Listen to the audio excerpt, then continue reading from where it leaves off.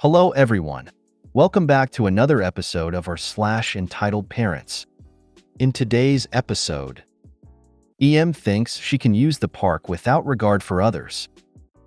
I'm the only relative my parents loan money to. Karen's train freakout. Before we get started, make sure to subscribe so you will never miss a video. So let's get started. EM thinks she can use the park without regard for others. Sister relayed this story to me.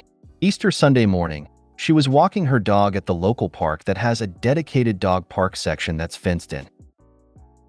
As she was doing this, she bumped into this woman, most likely a mom, alerting her and anyone else going in and out of the dog park that she was hiding chocolate Easter eggs in the area just outside said dog park entrance for children to hunt for later in the day. Aside from the obvious chocolate being bad for dogs, placing them so close to a high dog traffic area is just asking for trouble. Leashed or not, dogs would be sniffing around and might find and eat a chocolate egg before their owner realizes what's up. And with the way the park is designed, there's a children's playground further north that would be ideal for egg hiding, as there are many places to hide. The area just outside the dog park entrance opens up to a baseball diamond, which limits where you could hide them due to being a mostly big open field, way too big for small kids to wander about around in. And mixing the traffic with dogs going to the dog park, or that one might not remember all the places the eggs were hidden, so there would be leftover trash lying around for some other animal to eat the next day. I imagine she probably didn't even reserve the area for her event either, just figured one could use it whenever and however she wanted. Imagine if there was a baseball league game scheduled for the same time?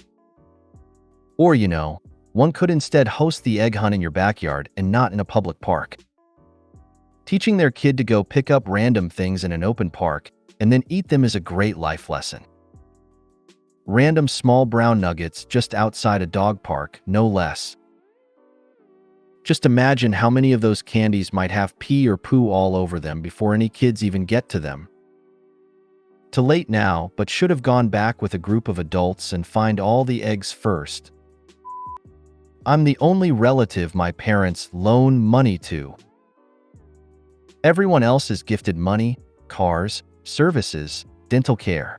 They pay for things for their extended families that they move away from. All of my dad's parents and siblings have needed financial help at times. They support his dad monthly.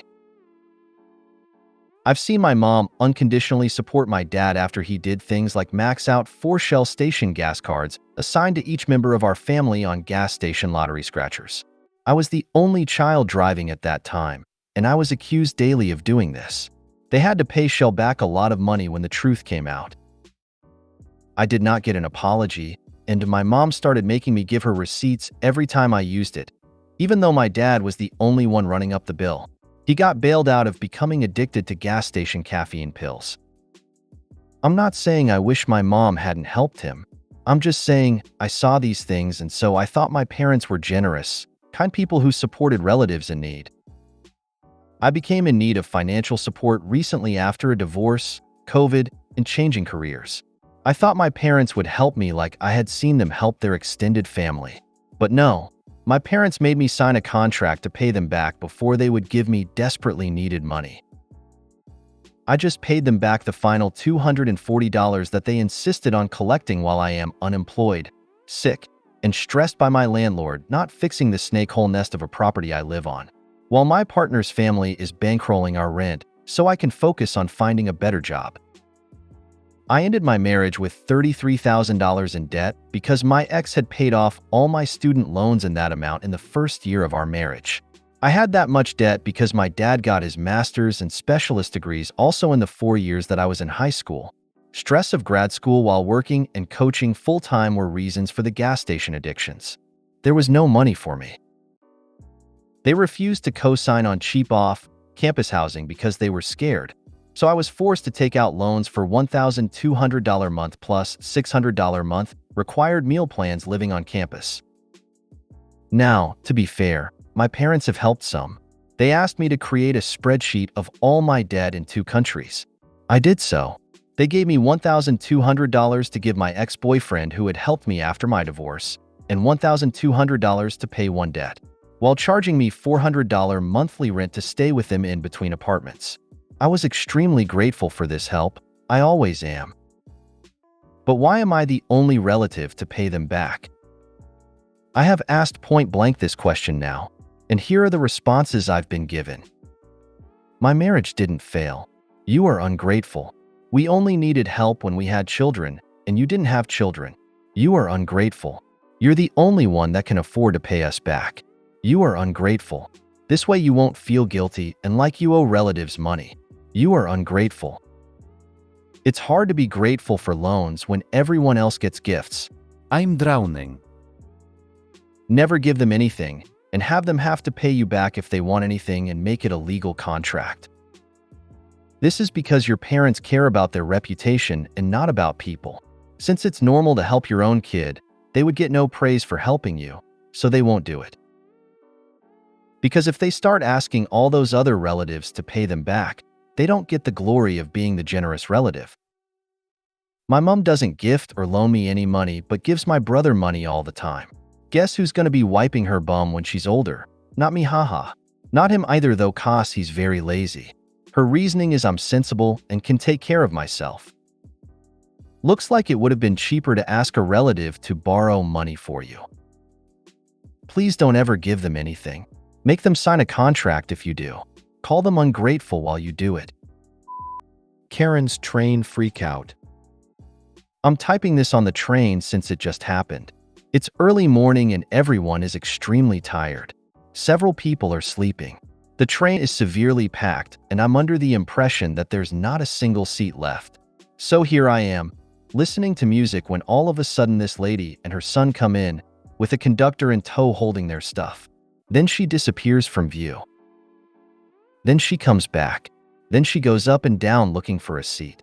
When this doesn't happen, she goes to talk to the other conductor, and the conversation goes as follows. Karen, where is a seat? I can't believe me and my son have to stand while other people get to be lazy. Conductor, I'm sure we can find something. Let my colleague help you. I'm checking tickets right now.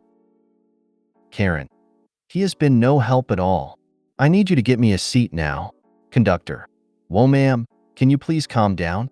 At this point a guitar solo came on, so I missed a little bit of the conversation, but I paused it a few minutes later so I could hear the end of the conversation.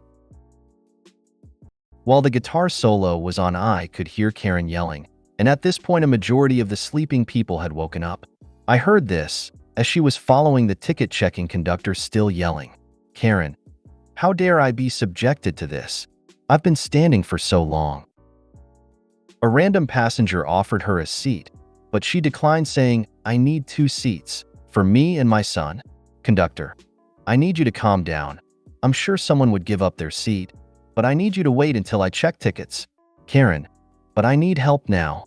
The poor conductor was clearly getting tired of her antics, so he asked her for her ticket. Conductor, may I please see your ticket, madam? Karen, it's on my phone. Let me get it. Conductor, this ticket is invalid. Karen, what? Then he escorted her away.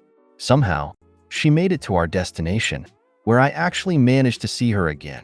She was letting her child roam around the station while crawling, and actually let him get stomped on. Truly an abomination of a parent, and I hope that child is okay. Line breaks, please.